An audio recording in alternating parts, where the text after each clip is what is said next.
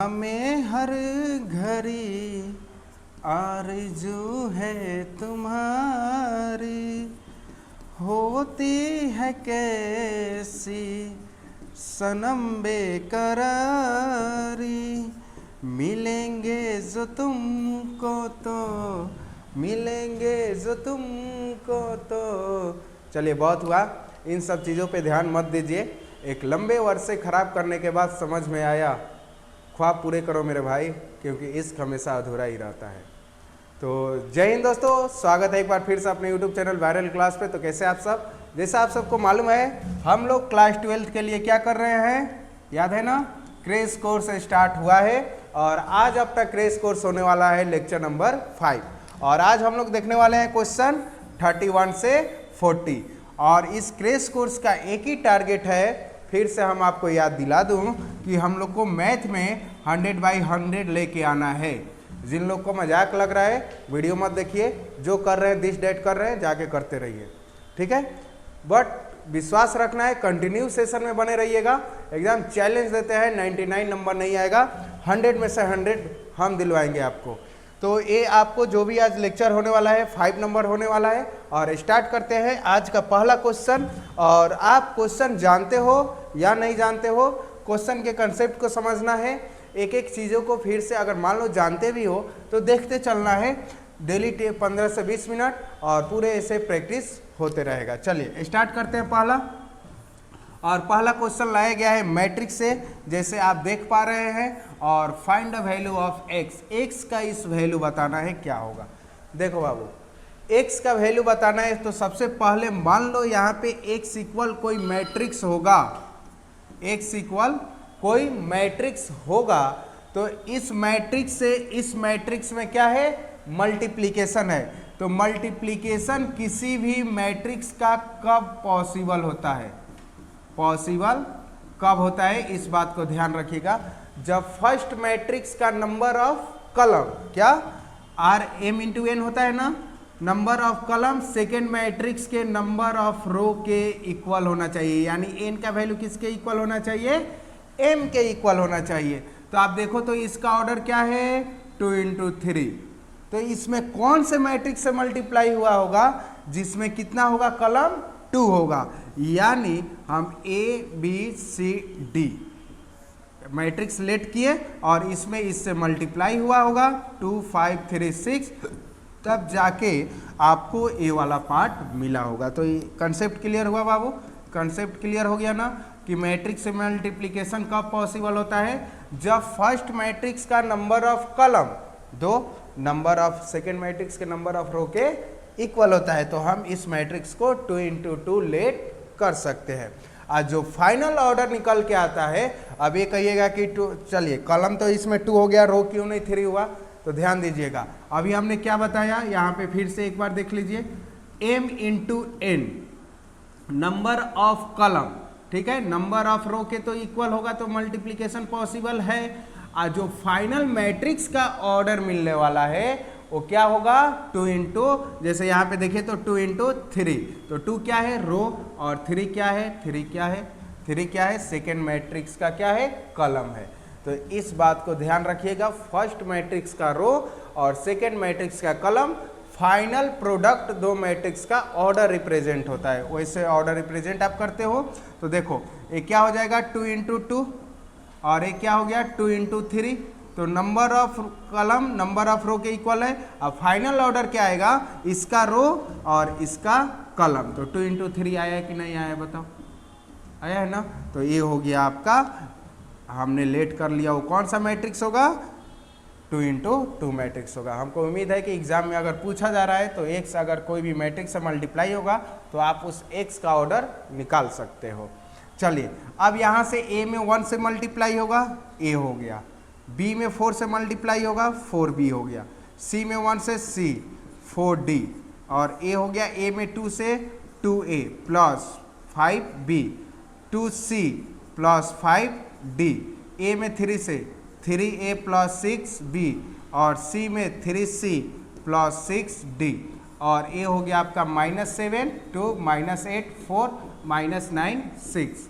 अब देखो किसका वैल्यू बताना है, इस मैट्रिक्स का ए बी सी डी का वैल्यू निकालना है। तो यहाँ से सॉल्व हो रहा है, आप देखना।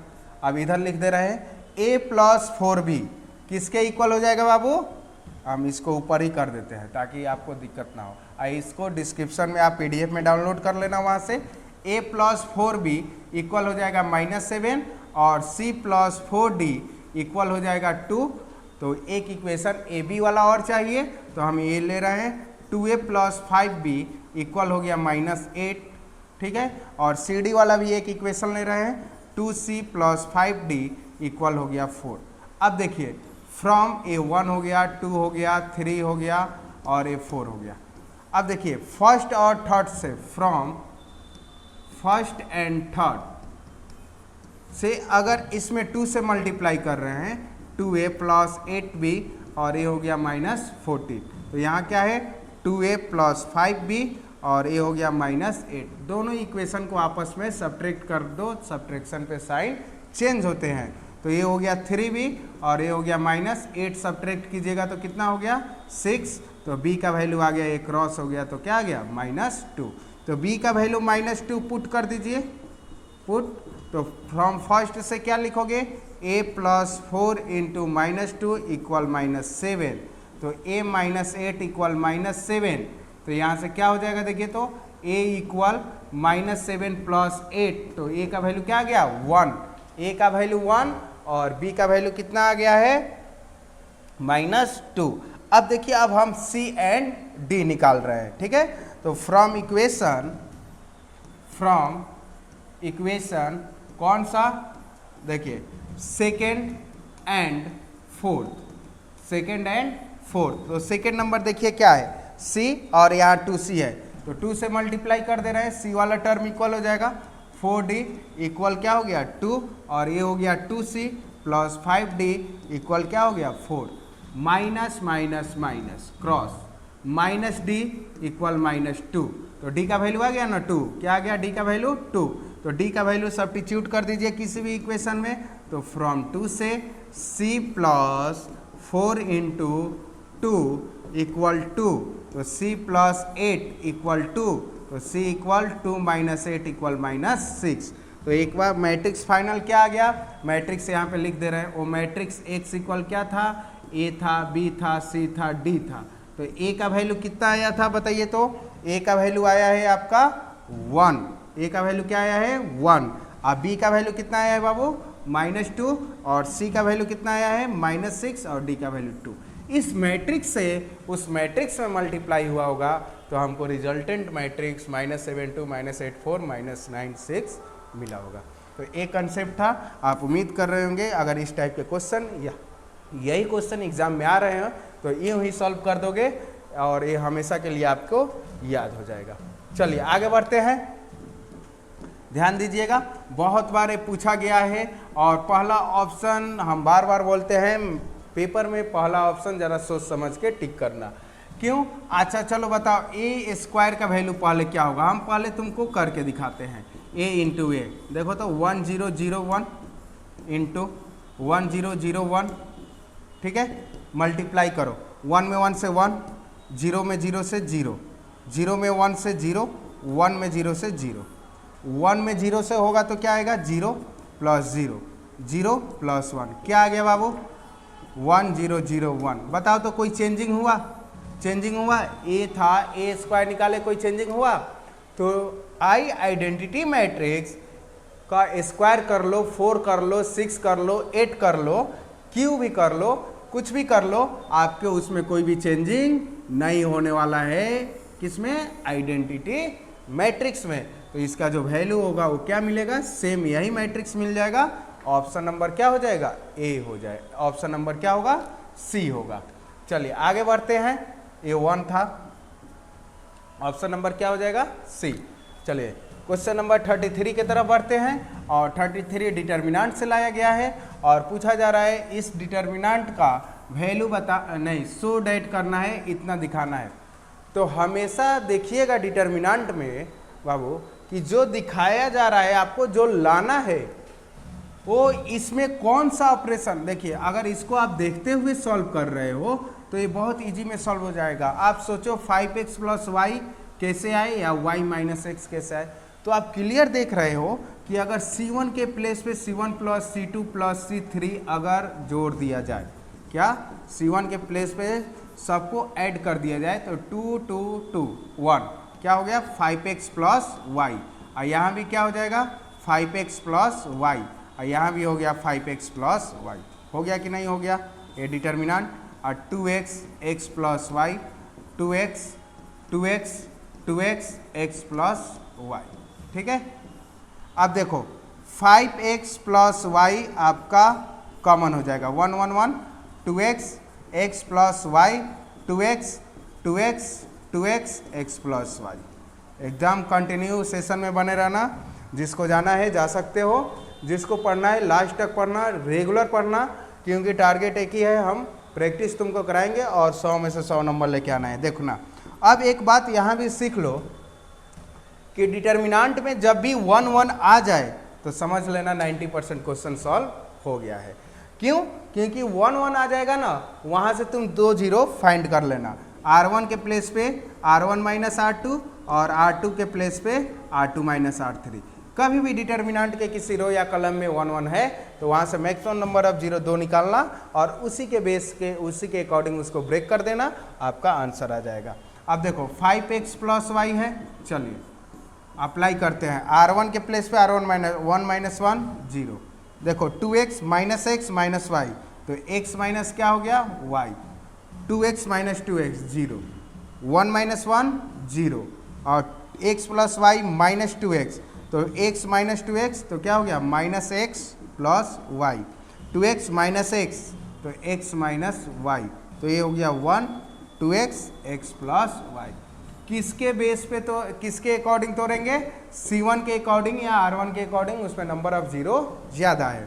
तो ये हो गया 5x प्लस वाई इंटू 1, तो क्या हो गया x minus y minus x plus y 0 x minus Y.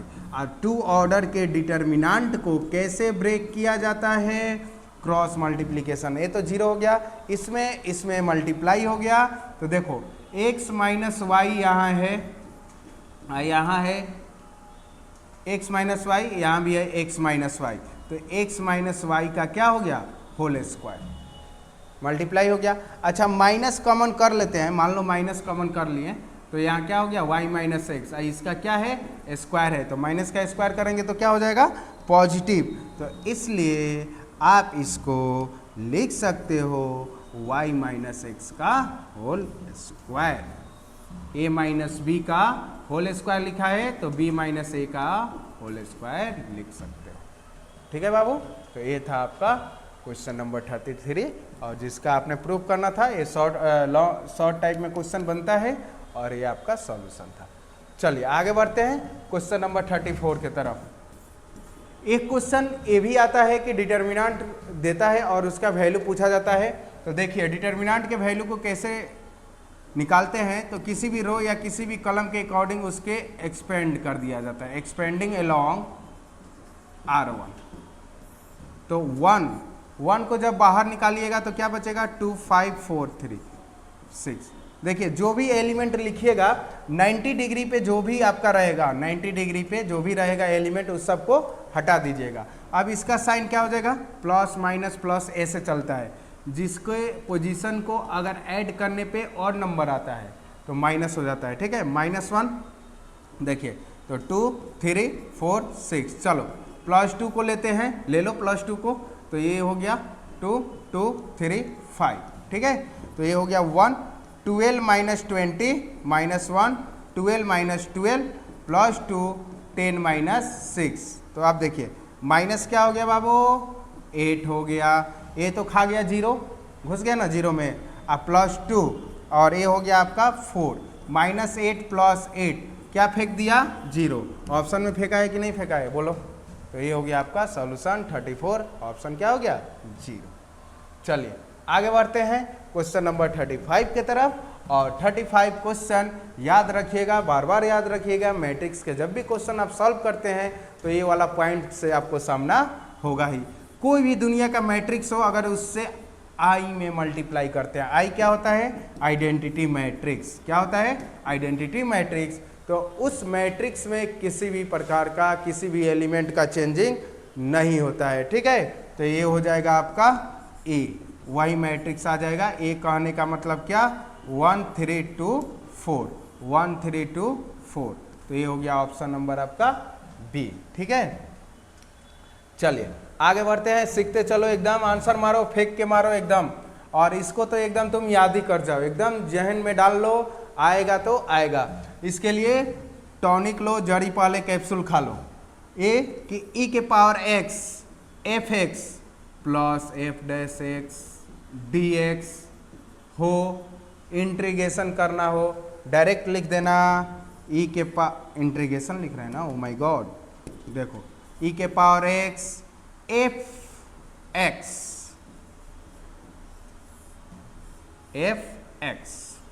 देखो कभी भी ध्यान दीजिएगा, इंटीग्रेशन करते समय एक्स आपको दिखे और उसके साथ दो पार्ट प्लस माइनस में दिखे, एक एफ एक्स होना चाहिए, एफ डैश एक्स। कहने का क्या मतलब हुआ? एक फंक्शन हो ऐसा होना चाहिए जिसका डिफरेंशिएशन उसके साथ इंक्लूड हो। अब देखो, क्या कॉट एक्स का डिफरेंशिएशन लॉग साइन एक्स है कि लॉग साइन एक्स का डिफरेंशिएशन कॉट एक्स है? लॉग साइन एक्स का कैसे करोगे? 1/x साइन एक्स का कॉस एक्स, लो कॉट एक्स आ गया, यानी एफ एक्स ए हो गया और एफ डैश एक्स ए हो गया। तो क्या आंसर लिखने वाले हो? ई के पावर एक्स एफ एक्स, यानी log sine x, log sine x plus के। ऑप्शन नंबर मारो, ऑप्शन नंबर ए। तो इस चीज को ध्यान रखिएगा, ये भी क्वेश्चन आपके एग्जाम में बनते हैं और पूछे भी जा चुके हैं इस टाइप के क्वेश्चन। चलिए आगे बढ़ते हैं, क्वेश्चन नंबर 37 के तरफ। कह रहे हैं, एकदम आराम से समझना एकदम। चलो देखो, the inverse of A will not be obtain if के हैज। इसका इनवर्स नहीं निकाला जा सकता है। तो देखो इनवर्स कब निकालते हैं? जब उस डिटर्मिनेंट का वैल्यू, तो वैल्यू कैसे निकालेंगे? क्रॉस मल्टीप्लाई करके, इक्वल 0 होना चाहिए। 0 नहीं होता है तब आप निकालते हो। ठीक है, 0 नहीं होता है तब आप ए इनवर्स, ए अगर नॉट इक्वल 0 तो ए इनवर्स आपका क्या होता है? पॉसिबल होता है। तो देखो यहाँ से अगर k का वैल्यू निकालना चाहोगे तो 15 हो गया, k का वैल्यू क्या हो गया? 15/2। अगर k का वैल्यू 15/2 हो तो a इनवर्स नहीं निकल सकता है। तो कह रहता है a inverse will be not obtain. कब ऑब्टेन नहीं होगा? जब इसका वैल्यू डिटर्मिनेंट का क्या हो जाए? 0। और 0 होने के लिए k का वैल्यू क्या होना पड़ेगा? 15/2। तो ऑप्शन हो गया ऑप्शन नंबर डी। चलिए आगे बढ़ते हैं, क्वेश्चन नंबर 38 के तरफ। देखिए आ गया फिर से डिटर्मिनेंट, और आज हमको लग रहा है कि केवल मैट्रिक्स और डिटर्मिनेंट का ही क्वेश्चन का सिलेक्शन हुआ है। अब देखो इसका वैल्यू निकालना है। तो अभी हमने क्या बताया था, ध्यान से आपने सुना ना, किसी भी रो किसी भी कॉलम के अकॉर्डिंग डिटर्मिनेंट को ब्रेक कर सकते हो। तो जब आप ब्रेक कीजिएगा तो उससे भी इजी वैल्यू निकालने के लिए पढ़ा जाता है डिटर्मिनेंट के प्रॉपर्टी। ठीक है, तो आप यहाँ पे देख रहे हो R1 या C1 के प्लेस पे सबको जोड़ दिया जाए। क्या? सबको जोड़ दिया जाए। तो चलिए R1 के प्लेस पे अगर सबको आप जोड़ रहे हैं, यहाँ R1 के place a minus B plus b minus C plus c minus A, सब एक दूसरे से कट के क्या गया? 0 0, b minus C, c minus A, c minus A minus B, a minus B, b minus C. अब determinant में किसी भी रो किसी भी कॉलम के अगर सारे एलिमेंट, किसी एक के सारे एलिमेंट क्या हो? 0, तो उसका वैल्यू क्या लिखते हो आप? 0 लिखते हो। क्या लिखते हो? 0 लिखते हो। चलिए तो ऑप्शन नंबर क्या हो जाएगा? Option number A. आगे बढ़ते हैं क्वेश्चन नंबर 39 के तरफ, और एकदम अच्छे से याद कर जाना 38 को। और यहाँ पे है कि if A and B are a square matrix then A B transpose किसके इक्वल है? ए बी का ट्रांसपोज बताना है किसके इक्वल है। तो ध्यान रखना, पहले तो ये ऑप्शन काट देना। अगर एकदम भाई ये ऑप्शन तो पहले तुम काटना, ये तो होगा नहीं। ठीक है, तो ये क्या हो जाएगा? बी का ट्रांसपोज डॉट ए का ट्रांसपोज। एकदम याद कर जाना, याद कर जाना। ऑप्शन नंबर ए, इसमें डबल डैश नहीं होगा, इस बात को ध्यान देना। चलिए आज का आखिरी question, last question, question number 14।